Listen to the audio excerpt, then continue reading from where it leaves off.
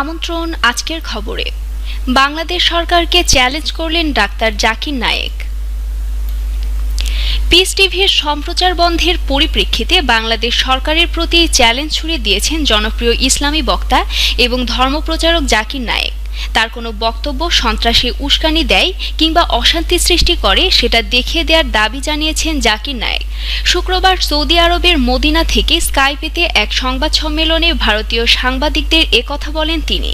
জাকির নায়েক বলেন, তিনি কখনোই কোনো সন্ত্রাসী কাজে উৎসাহ দেননি। জিহাদের নামে আত্মঘাতী হামলা চালিয়ে নিরপরাধ মানুষকে হত্যা করা ইসলামের দ্বিতীয় বড় পাপ।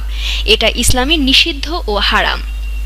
বাংলাদেশ সরকারকে চ্যালেঞ্জ জানিয়ে তিনি জানান, তার ভাষণের কোনো অংশটা সে দেশে অশান্তি সৃষ্টি করতে পারে বলে অভিযোগ তোলা হচ্ছে, সেই অনুষ্ঠান সম্পূর্ণ দেখানো হোক। সংবাদ সম্মেলনে সাংবাদিকদের নানান প্রশ্নের উত্তর দিতে গিয়ে জাকির নায়েক বলেন, তার কোনো ভাষণেই সন্ত্রাসের পক্ষে কথা বলেননি। অনেক ক্ষেত্রে ডক্টর টেপ অর্থাৎ কাটছাঁট করা ভিডিও দেখেই তার বিরুদ্ধে সন্ত্রাসবাদে মদদ দেওয়ার অভিযোগ করছে বিভিন্ন সংবাদ মাধ্যম। জাকির নায়েক আরও বলেন, সোশ্যাল মিডিয়ায় ঘুরছে এরকম ছোট ছোট অনেক ভিডিও ক্লিপ দেখেই এ ধরনের অভিযোগ করা হচ্ছে। কয়েকটা ভিডিও ক্লিপে আমার ভাষণের দু একটা বাক্য অপ্রাসঙ্গিকভাবে তুলে নিয়ে প্রচার করা হচ্ছে।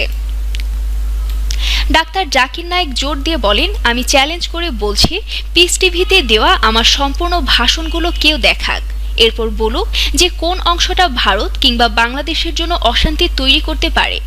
মধ্যপ্রাচ্যের সন্ত্রাসী সংগঠন ইসলামিক স্টেটের সঙ্গে সংশ্লিষ্টতা এবং তার বক্তব্যে অনুপ্রাণিত হয়ে তরুণদের জঙ্গিবাদে জড়িয়ে যাওয়ার অভিযোগে সম্প্রতি ভারত এবং বাংলাদেশে পিস টিভি বন্ধ করে দেওয়া হয়েছে। কিন্তু ভারত পুলিশ বলছে, তদন্তে এমন কোনো বিষয় পাওয়া যায়নি যাতে জাকির নায়েকের সন্ত্রাসী উস্কানি দেওয়ার অভিযোগ করা যায়।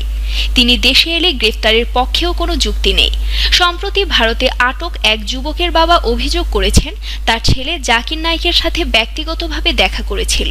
তাছাড়াও আইএসের সাথে জড়িত সন্দেহে ভারতে আরও কয়েকজনের পরিবার অভিযোগ করেছে, তারা জাকির নায়েকের বক্তব্য দেখেই সন্ত্রাসী কার্যকলাপে উদ্বুদ্ধ হয়েছিল।